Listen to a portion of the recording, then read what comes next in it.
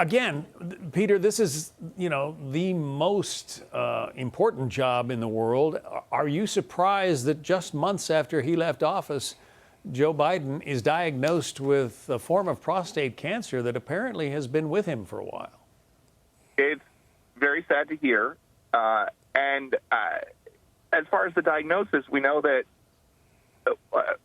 we just know what we're told, right? And White House officials assured us through basically July of last year that he was healthy enough to continue serving. After July 21st of last year, that's when he dropped out, there was a lot less scrutiny on whether or not, on his physicals and the specifics. And so who knows how long they've actually known about it, but cancer is central to Joe Biden's story. He talks so much about his son's cancer and the impact that it had on him.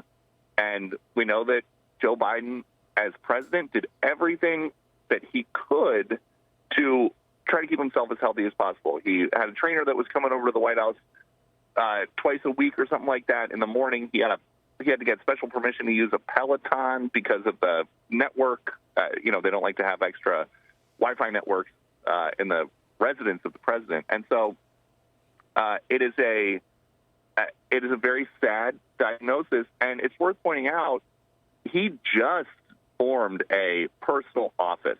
We didn't hear anything from them for the first couple months post-presidency. And the first email that I received from the personal office of Joe Biden and the new spokesman that they've hired was with the news of this diagnosis. I also recall, I believe, that when he was serving as vice president under President Obama, wasn't he put in charge of what they called a sort of a moonshots cancer initiative, where he was going to be in charge of, ending cancer once and for all in this country and the world? And that was inspired a lot by the terrible experience that he had watching his son grow weaker and weaker and then eventually pass away from cancer.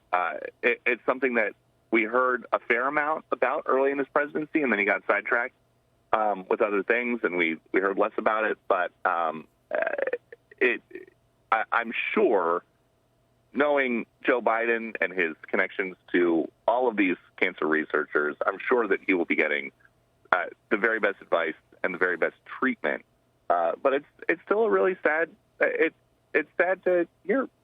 Yeah, nobody wants to face it, and perhaps we can put the statement up on the screen again because this news just broke within the last hour from the office of the former president. Last week, President Joe Biden was seen for a new finding of a prostate nodule after experiencing increasing urinary symptoms. On Friday, he was diagnosed with prostate cancer, characterized by a Gleason score of 9, grade group 5, with metastasis to the bone. While this represents a more aggressive form of the disease, the cancer appears to be hormone sensitive, which allows for effective management. Let's hope so. We'll take a quick break and have more coverage in just a moment.